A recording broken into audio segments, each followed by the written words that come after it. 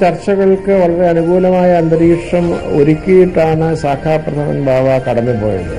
1980 ശാഖാപ്രഥമൻ ബാവ പാത്രിയർക്കീസായി സ്ഥാനമേൽക്കുന്ന കാലത്ത് തന്നെ അദ്ദേഹത്തിന്റെ മുൻഗാമി റോമൻ കത്തോലിക്ക സഭയുമായുള്ള ബന്ധത്തെക്കുറിച്ചുള്ള ചർച്ചകളിൽ ഏർപ്പെടുകയും രണ്ട് സഭകളുടെയും വിശ്വാസം ഒന്ന് തന്നെയാണ് എന്ന് പ്രഖ്യാപിക്കുകയും ചെയ്തിരുന്നു. അതിനെ തുടർന്ന് ഇപ്പോൾ അടിയന്തര സ്വഭാവമുള്ള 3 കൂദാശകൾ സാക്രമെന്റ്സ് പരസ്പരം സ്വീകരിക്കാമെന്നും സെമിനാരികളിൽ അങ്ങോട്ടും ഇങ്ങോട്ടും വിദ്യാർത്ഥികളെ അയക്കാമെന്നും ഒക്കെയുള്ള തീരുമാനങ്ങൾ വത്തിക്കാനിൽ വെച്ച് 1984 ഉണ്ടായത് വളരെ ഫലപ്രദമായി പാശ്ചാത്യ ദേശങ്ങളിൽ, പ്രത്യേകിച്ചും യൂറോപ്പിലും അമേരിക്കയിലും ഇരു സഭകളും തമ്മിലുള്ള ബന്ധത്തെ സഹായിച്ചുകൊണ്ട് തന്നെയാണ് ഇരിക്കുന്നത്. Middle east council of churches എന്ന് പറയുന്ന നമ്മുടെ കേരള ക്രിസ്ത്യൻ കൗൺസിൽ എന്നോ national Christian council of India എന്നൊക്കെ പറയുന്നത് പോലെയുള്ള പ്രോട്ടസ്റ്റന്റ് വിഭാഗങ്ങളും ഓർത്തഡോക്സ് വിഭാഗങ്ങളും സഹകരിക്കുന്ന MECCയിൽ ശാഖാ ബാവ അധ്യക്ഷനായിരുന്നു. അവിടെയും ഈ സജീവമായൊരു റോൾ തന്നെയാണുള്ളത്. സഭകളുടെ ലോക കൗൺസിലിൽ ശാഖാപ്രഥമൻ ബാവ അതിന്റെ പ്രസിഡന്റായിരുന്നു. ഇപ്പോൾ സ്ഥാനമേൽക്കുന്ന ബാവ അതിന്റെ സെൻട്രൽ കമ്മിറ്റിയിലെ അംഗമായിരുന്നു. അപ്പം അതുകൊണ്ട് ഇതിനെല്ലാം അനുകൂലമായ ഒരു മാനസികാവസ്ഥയും അന്തരീക്ഷവുമാണ് ഉള്ളത് എന്നുള്ള കാര്യത്തിൽ യാതൊരു സംശയവുമില്ല. ഈ പൂർണ്ണമായ കൂദാശ ഐക്യത്തിലേക്ക് എത്തിച്ചേരാൻ കഴിയുമെന്നുള്ള പ്രത്യാശയാണ് ഇപ്പോഴത്തെ പാത്രിയർക്കീസ് ബാവ പ്രകടിപ്പിച്ചിട്ടുള്ളത്. അത് ഈ സഭകൾ തമ്മിലുള്ള ഐക്യമെന്ന് പറയുന്നത് ഇപ്പോൾ വലിയ സ്റ്റെപ്പ് നടന്നത് തന്നെ 1500 വർഷത്തെ അഭിപ്രായ വ്യത്യാസമാണ് മുൻപിലത്തെ പാത്രിയർക്കീസ് ബാവയുടെ കാലത്ത് നമ്മൾ അതിന് അന്ത്യം കുറിച്ചത്. അത് ഇനി അടുത്ത പടികൾ 90 മാർക്ക് കിട്ടിക്കഴിഞ്ഞാൽ അത് 95 ആക്കാൻ കൂടുതൽ ബുദ്ധിമുട്ടാണ് എന്ന് പറയുന്നത് പോലെ ഇനിയുള്ളതിനാണ് നമ്മൾ ഇംഗ്ലീഷിലെ ലാസ്റ്റ് മൈൽ പ്രോബ്ലംസ് എന്ന് പറയും. അവസാന പടിയാണ് ഇനി യാത്രയുള്ളത്. അവിടെ കൂടുതൽ പ്രശ്നങ്ങളുണ്ടാകും. പക്ഷെ അതൊക്കെ നേരിടാനുള്ള കഴിവും പരിചയവും തുറന്ന മനസ്സുമൊക്കെ ഉള്ള ഒരാളെയാണ് ദൈവം ഇപ്പോൾ പാത്രിയർക്കീസായി വാഴിക്കുന്നത് എന്നുള്ളത് കൊണ്ടാണ് സഭകൾ തമ്മിലുള്ള ബന്ധത്തെക്കുറിച്ചും മറ്റ് മതങ്ങളുമായുള്ള ബന്ധത്തെക്കുറിച്ചും ഒക്കെ പറയുമ്പോൾ പുതിയ കാലത്തിന്റെ ആത്മാവിനെ ഉൾക്കൊള്ളുന്ന ഒരു പാത്രിയർക്കീസിനെയാണ് നമുക്ക് കിട്ടിയിരിക്കുന്നത് എന്ന് നമുക്ക് പറയാൻ കഴിയുന്നത്. ഇപ്പോൾ ചടങ്ങുകളുടെ തത്സമയ ദൃശ്യങ്ങളാണ് നാം ഇപ്പോൾ സിറിയയിലെ മറത്ത് സൈദനയിലെ സെമിനാരിക്കുള്ളിലെ ദേവാലയത്തിൽ നിന്ന് കാണുന്നത്. ഈ ചടങ്ങുകളെ കുറിച്ചുകൂടി താങ്കൾക്ക് പറയാൻ കഴിയുമോ? ശ്രേഷ്ഠ കാതോലിക്ക ബാവയാണ് മുഖ്യ കാർമ്മികൻ. ചടങ്ങുകളെക്കുറിച്ച് ആധികാരികമായി പറയാനുള്ള പാണ്ഡിത്യമൊന്നും എനിക്കില്ല. എങ്കിലും 1980 ശാഖാപ്രഥമൻ ബാവ സ്ഥാനമേറ്റ സമയത്ത് ഞാനത് നേരിട്ട് കണ്ട ഒരു ആള് ആണ്. അവിടെ വിശുദ്ധ കുർബാനയിലും ഈ ചടങ്ങുകളിലെല്ലാം മുഖ്യ കാർമ്മികത്വം വഹിക്കുന്നത് കാതോലിക്ക ബാവ തന്നെയായിരിക്കും. ഞങ്ങളുടെ സഭയുടെ പ്രമാണമനുസരിച്ച് പാത്രിയർക്കീസിനെ വാഴിക്കേണ്ടത് കാതോലിക്കയാണ് എന്നാണ് പറഞ്ഞിട്ടുള്ളത്. അതുകൊണ്ട് അദ്ദേഹം തന്നെയായിരിക്കും അതിന് മുഖ്യ കാർമ്മികത്വം വഹിക്കുന്നത്. കാതോലിക്ക ബാവയെ സംബന്ധിച്ചിടത്തോളം ഇത് ഒരു വലിയ സൗഭാഗ്യമാണ്. കാരണം അദ്ദേഹത്തെക്കാൾ കാലം ചെയ്ത പാത്രിയർക്കീസ് ബാവ എളുപ്പമായിരുന്നു പ്രായം കൊണ്ട്. എന്നാൽ ഒരു സഭയിലെ ഒരു വൈദികന് ഇതിനേക്കാൾ വലിയ ഒരു സന്ദർഭം ഉണ്ടാകാനില്ല. സഭയുടെ പരമാധ്യക്ഷനെ വാഴിക്കാൻ കഴിയുക എന്നുള്ളത് ആ സൗഭാഗ്യത്തിലേക്കാണ് ഇപ്പോൾ തോമസ് പ്രഥമൻ ബാവ ചേർന്നിട്ടുള്ളത്. അദ്ദേഹം ആണ് ആ പ്രാർത്ഥന. ഈ പാത്രിയർക്കീസിന്റെ വാഴ്ചയിലെ ഏറ്റവും പ്രധാനപ്പെട്ട ചടങ്ങ് എന്ന് പറയുന്നത് ക്ലീമീസിന്റെ പ്രാർത്ഥന എന്നൊരു ഭാഗമാണ്. പാത്രിയർക്കീസും കാതോലിക്കായും ഒക്കെ മെത്രാൻ എന്നുള്ളതിന്റെ മുകളിലുള്ള ഒരു സ്ഥാനമാണെങ്കിലും പട്ടത്വം മെത്രാൻ പദവിയോടുകൂടെ പൂർണ്ണമാവുകയാണ്. അത് ഞാനീ പറയുന്നത് വേദശാസ്ത്രമാണെന്ന് അറിയാത്തവർക്ക് മുഴുവൻ മനസ്സിലാവില്ലായിരിക്കും. പട്ടത്വത്തിന്റെ പൂർണ്ണത ബിഷപ്പാണ്. അതിന്റെ മുകളിലൊക്കെ ഉള്ളത് അധികാര സ്ഥാനങ്ങളാണ്. അങ്ങനെ അപ്പൊ അതുകൊണ്ട് അതിന് ചില പ്രത്യേക പ്രാർത്ഥനകളുണ്ട്. പാത്രിയർക്കീസിന്റെ സ്ഥാനാരോഹണത്തിന് ക്ലീമീസിന്റെ പ്രാർത്ഥന എന്നതാണ് ഏറ്റവും പ്രധാനം. അത് ചൊല്ലുന്നതും നിയുക്ത പാത്രിയർക്കീസിന്റെ തലയിൽ പുസ്തകം വെച്ച് വായിക്കുന്നതുമൊക്കെ ഈ കാതോലിക്ക ബാവ ആയിരിക്കും എന്നുള്ളത് ഏറ്റവും ഭാരതീയർക്ക് അഭിമാനകരമായൊരു മുഹൂർത്തമാണ് എന്നുള്ളത് ഒരു പ്രധാനപ്പെട്ട കാര്യം.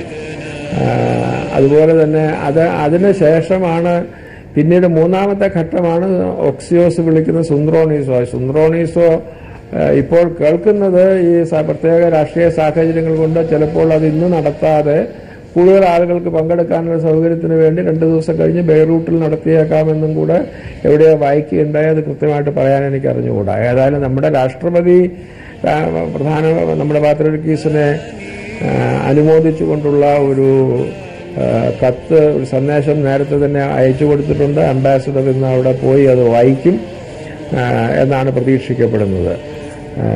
അതുകൊണ്ട് അവിടുത്തെ ചടങ്ങുകൾ, ഇന്ന് നടക്കുന്ന ചടങ്ങുകളുടെ വേറൊരു പ്രാധാന്യം, തീയതിയുടെ പ്രാധാന്യം എന്താണെന്ന് വെച്ചാൽ, പാത്രിയർക്കീസിനെ തെരഞ്ഞെടുത്ത് കഴിഞ്ഞാൽ പിന്നെ വാഴിക്കേണ്ടത് അടുത്തു വരുന്ന ഒരു മാറാനായ പെരുന്നാളെന്ന് പറയുന്ന വിശേഷ ദിവസത്തിലായിരിക്കണം എന്നാണ്. അങ്ങനെ വേർതിരിക്കപ്പെട്ട കുറേ ദിവസങ്ങളുണ്ട് സഭയിൽ.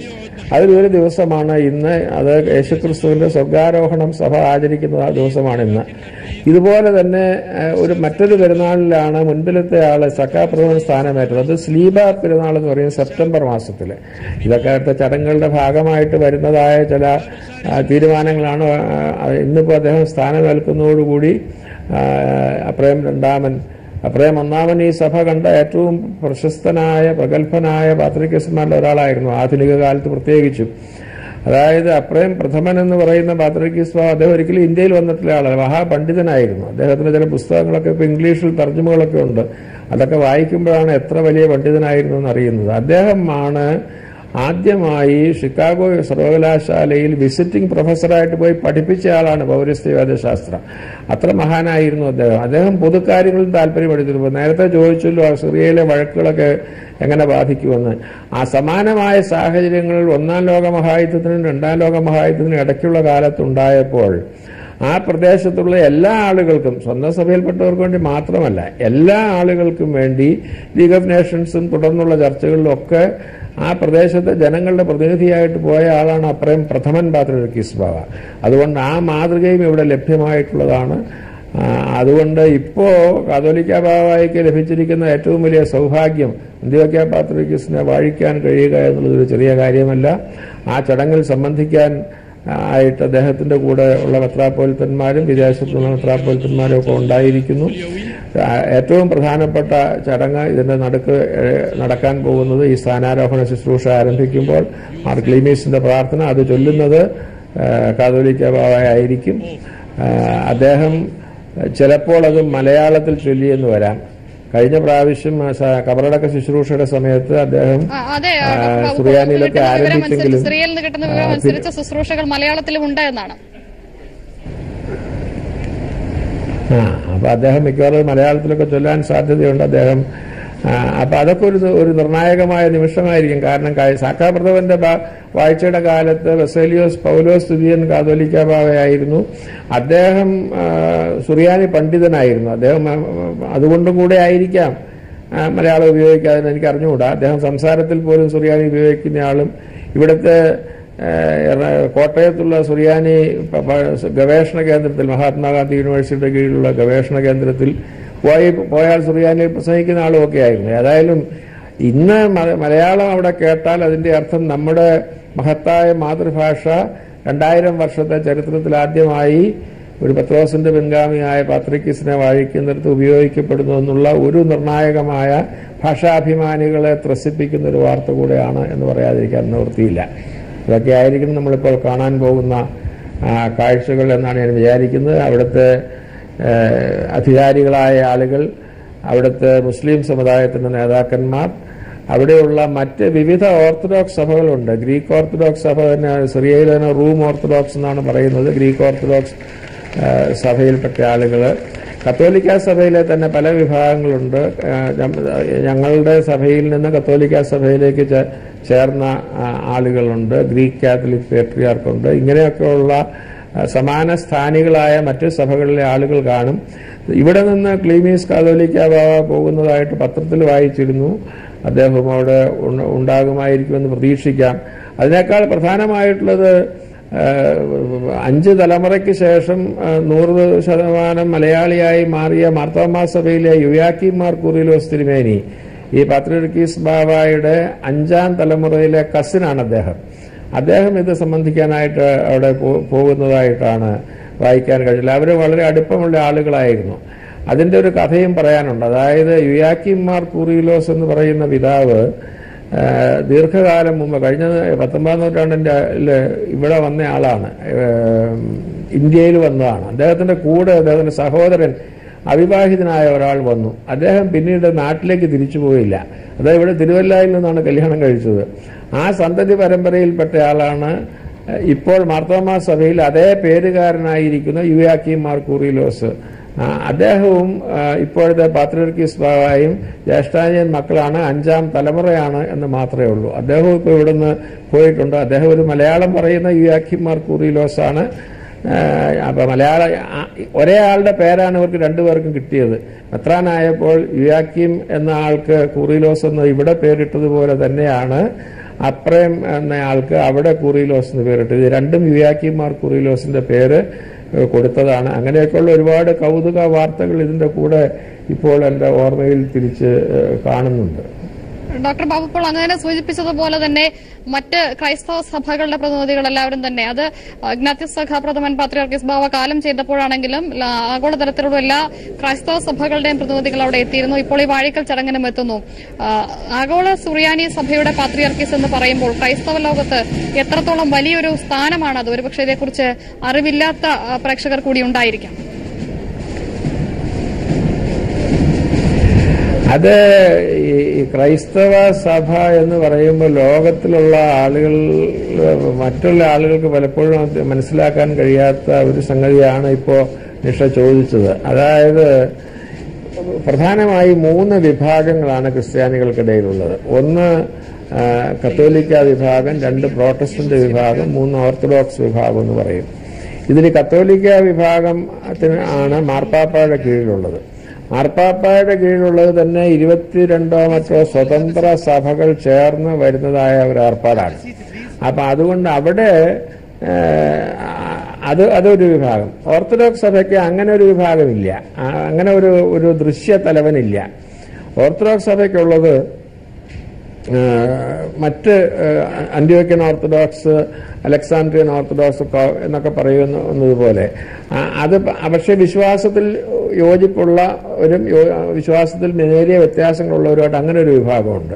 പിന്നെ പ്രോട്ടസ്റ്റന്റ് വിഭാഗങ്ങൾ അതിൽ തന്നെ അതിനുശേഷം കഴിഞ്ഞ 100-150 കൊല്ലം കൊണ്ടുണ്ടായിട്ടുള്ളതാണ് പെന്തക്കോസ്ത്, ബ്രദർ, ഇങ്ങനെയൊക്കെയുള്ള കരിസ്മാറ്റിക് വിഭാഗങ്ങളെന്ന് പൊതുവെ അറിയപ്പെടുന്ന ആളുകൾ. ഇതില് ഇങ്ങനെ ഒരുപാട് സഭകളുള്ളതിൽ ഉള്ള ഒരു സഭയാണ് ഞങ്ങളുടെ സഭ. അത് ലോകത്തിലെ ഏറ്റവും വലിയ സഭയാണെന്ന് ഒക്കെ ഒന്നും ആരും വിചാരിക്കേണ്ട. ഇതൊരു ചെറിയ സഭയാണ്. ഈ സഭയുടെ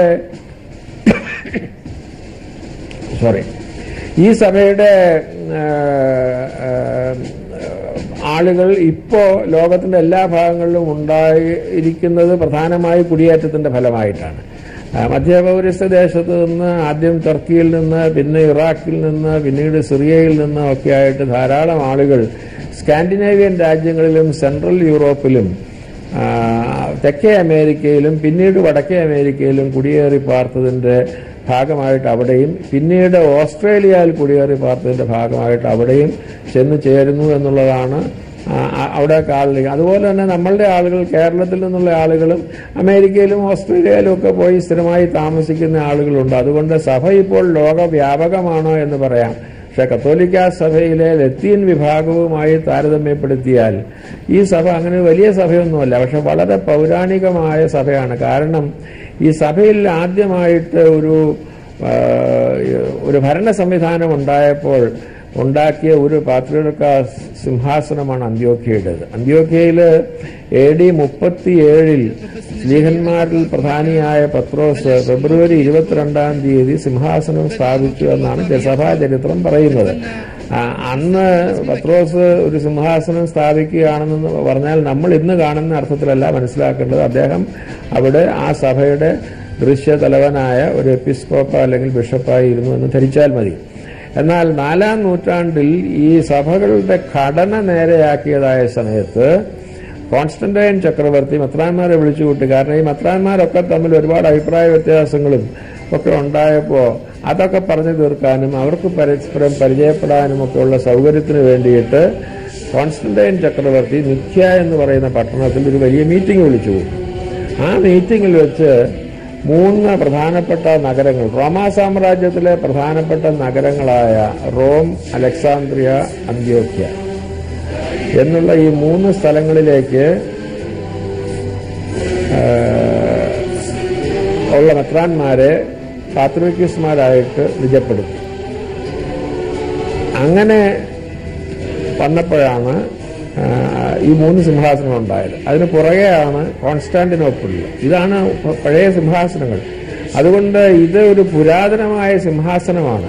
എന്നാൽ ഇസ്ലാമിന്റെ ആവിർഭാവത്തിനും ഓട്ടോമൻ ആക്രമണത്തിനുമൊക്കെ ശേഷം മധ്യപൗരസ്യ ദേശത്ത് ഈ സഭ ഒരുപാട് വെല്ലുവിളികളെ നേരിടേണ്ടതായിട്ട് വന്നു. അതുകൊണ്ട് അവർക്ക് ഒരുപാട് അംഗങ്ങൾ നഷ്ടപ്പെട്ടു. ആക്രമണങ്ങൾ കൊണ്ട് നഷ്ടപ്പെട്ടവരും മതം മാറ്റം കൊണ്ട് നഷ്ടപ്പെട്ട ജനസംഖ്യയൊക്കെ ഉണ്ടായിരുന്നു. ഇതിന്റെയൊക്കെ തുടർച്ചയായിട്ടുള്ള ഒരവസ്ഥയാണ് ഇപ്പൊ സംഖ്യാബലത്തിൽ നമ്മൾ കാണുന്നത്. പക്ഷെ വളരെ ക്ലേശിക്കുന്ന ഒരു സഭയാണെങ്കിലും വിശ്വാസ തീഷ്ണതയുള്ള ഒരു സമൂഹമാണ്. ഏറ്റവും പ്രാചീനമായ ഒരു സിംഹാസനമാണ് എന്നുള്ളതാണ് ഏറ്റവും പ്രധാനപ്പെട്ട സംഗതി. പത്രോസിന്റെ പേരിൽ അറിയപ്പെടുന്ന 2 സിംഹാസനങ്ങളാണുള്ളത്. ഒന്ന് റോമിലേതും മറ്റേത് അന്ത്യോക്യയിലേതും. റോമിലെ സിംഹാസനമാണ് കൂടുതൽ പ്രശസ്തം, കൂടുതൽ പ്രബലം. ഈ കാലം അത്രയും അവിടെ ഒരു ഇസ്ലാമിക അധിനിവേശം ഒരിക്കലും ഇറ്റലിയിൽ ഉണ്ടായില്ല എന്നുള്ളത് അതിന്റെ ഒരു കാരണമായിരിക്കാം. മറ്റൊരു സിംഹാസനമാണ് അലക്സാന്ദ്രിയയിലെ, അതായത് ഇപ്പൊ കെയ്റോയിൽ ആസ്ഥാനമായിരിക്കുന്ന അലക്സാന്ദ്രിയ സിംഹാസനം, കോപ്റ്റിക് സഭയുടെ. അവർക്കും അനേക കോടി ജനങ്ങൾ, അവിടുത്തെ ഒരു പ്രബല ന്യൂനപക്ഷമാണ് ഈജിപ്തിലവര്. അവരോട് ചേർന്ന് പോകുന്നതാണ് എത്യോപ്യ, എറിട്രിയ തുടങ്ങിയ സ്ഥലങ്ങളിലൊക്കെ ഉള്ളത്. ഇതൊക്കെ വിശ്വാസം കൊണ്ട് ഒരുമിച്ച് പോകുന്നതാണ്. പക്ഷെ ഏറ്റവും പുരാതനമായ സിംഹാസനങ്ങൾ ഇപ്പോൾ നിലവിലുള്ളത് അന്ത്യോക്യ, അലക്സാന്ദ്രിയ, റോം, കോൺസ്റ്റാന്റിനോപ്പിൾ എന്നീ 4 സിംഹാസനങ്ങളാണ്. അതിൽ സ്വാഭാവികമായും ഏറ്റവും പ്രബലമായിട്ടുള്ളതും ഇന്ന് മാർപ്പാപ്പയെ അംഗീകരിക്കാത്ത ക്രിസ്ത്യാനികളുടെ പോലും പ്രതീകമായി ലോകം തിരിച്ചറിയുന്നത് മാർപ്പാപ്പയാണ്. അതുകൊണ്ട് തന്നെ റോമിലെ സിംഹാസനമാണ് ഏറ്റവും പ്രാധാന്യം അർഹിക്കുന്നത്. പക്ഷെ ഏറ്റവും പുരാതനമായ സിംഹാസനത്തിലേക്കാണ് ഇന്ന് അപ്രയം ബാവ ആരൂഢനാകുന്നത്, അദ്ദേഹം ആരോഹണം ചെയ്യുന്നത് എന്നുള്ളതാണ് പ്രധാനം. പൗരാണികതയാണ് സംഖ്യാബലത്തേക്കാൾ സിംഹാസനത്തിന്റെ ബലം. ആദ്യമുണ്ടായ സിംഹാസനം, ആദ്യമായി യേശുക്രിസ്തുവിനെ വിശ്വസിക്കുന്ന ആളുകളെ ലോകത്തിൽ ആദ്യമായി ക്രിസ്ത്യാനികൾ എന്ന് വിളിച്ച സ്ഥലമാണ് അന്ത്യോക്യ. അവിടെ AD 37 ശ്ലീഹന്മാരുടെ തലവനായ പത്രോസ് ഫെബ്രുവരി മാസം 22-ാം തീയതി സ്ഥാപിച്ച സിംഹാസനത്തിന്റെ അനന്തരാവകാശിയായിട്ടാണ് ഇപ്പോൾ ഈ പുതിയ പാത്രിയർക്കീസ് ബാവ ആരോഹണം ചെയ്യുന്നത് എന്നുള്ളതാണ് ഏറ്റവും സവിശേഷമായൊരു സംഗതിയായിട്ട് എടുത്തു പറയാനുള്ളത്. സംഖ്യാബലം കൊണ്ട് അല്ല, പൗരാണികത്വം കൊണ്ടും വിശ്വാസ സ്ഥൈര്യം കൊണ്ടുമാണ് ഈ സ്ഥാനം കൂടുതൽ ശ്രദ്ധേയമാണ്. തീർച്ചയായും വളരെ അധികം ബഹുമാനം അർഹിക്കുന്ന ഒരു സ്ഥാനം കൂടിയാണ്. ഡോക്ടർ ബാബു, ഇപ്പോൾ പുരാതന കാലം മുതൽ സിറിയൻ പാത്രിയർക്കീസുമാർക്ക് മലങ്കരയുമായി ബന്ധമുണ്ട്, അതേക്കുറിച്ച് കൂടി.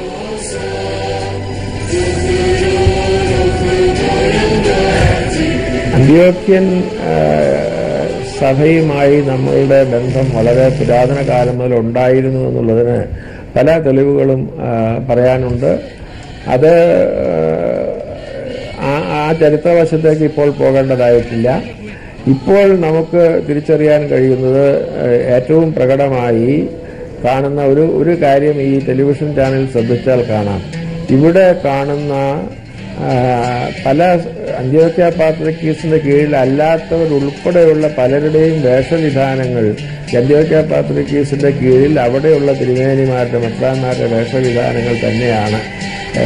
നിയുക്ത പാത്രിയർക്കീസ് സ്ഥാനാരോഹണത്തിന് വേണ്ടി ഔദ്യോഗിക വസ്ത്രങ്ങൾ അണിഞ്ഞ് കയറി വരുന്നതാണ് കാണുന്നത് എന്ന് തോന്നുന്നു.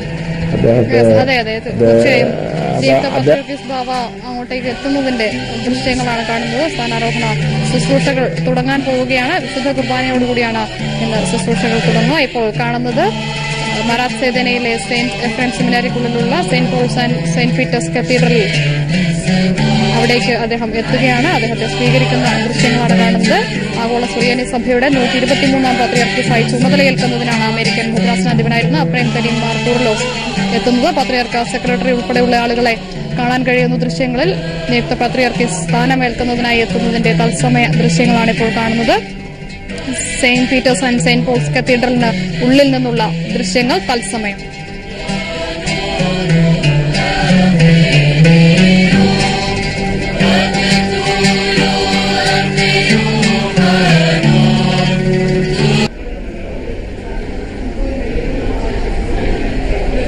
നേരത്തെ കേരളത്തിൽ നിന്നുള്ള ശ്രേഷ്ഠ കാതോലിക്ക ബാവ ഉൾപ്പെടെയുള്ള മെത്രാപ്പോലീത്തമാർ കത്തീഡ്രലിനുള്ളിൽ പ്രവേശിക്കുന്നതിന്റെ ദൃശ്യങ്ങളാണ് കാണുന്നത്. ബസേലിയോസ് തോമസ് പ്രഥമൻ കാതോലിക്ക ബാവയുടെ മുഖ്യ കാർമ്മികത്വത്തിലാണ് ഇന്നത്തെ സ്ഥാനാരോഹണ ചടങ്ങുകൾ നടക്കുക.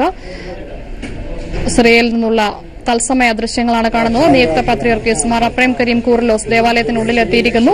വിവിധ ക്രൈസ്തവ സഭകളുടെ പ്രതിനിധികൾ ഉൾപ്പെടെ പ്രൌഢഗംഭീരമായ ഒരു സദസ്സാണുള്ളത്. അവരെ സാക്ഷിയാക്കിയാണ് ആഗോള സുറിയാനി സഭയുടെ 123-ാം പത്രിയർക്കീസായി മാർ അപ്രേം കരീം കൂറിലോസ് ചുമതലയേൽക്കുക. മറത്സെദേനയിലെ സെന്റ് എഫ്രേം സെമിനാരിക്കുള്ളിലുള്ള saint Peter's and saint Paul's കത്തീഡ്രലിൽ നിന്നുള്ള തത്സമയ ദൃശ്യങ്ങളാണ് കാണുന്നത്. ഇഗ്നാത്യോസ് അപ്രേം രണ്ടാമൻ എന്ന പേരായിരിക്കും പുതിയ പത്രിയർക്കീസ് ബാബ സ്വീകരിക്കുക.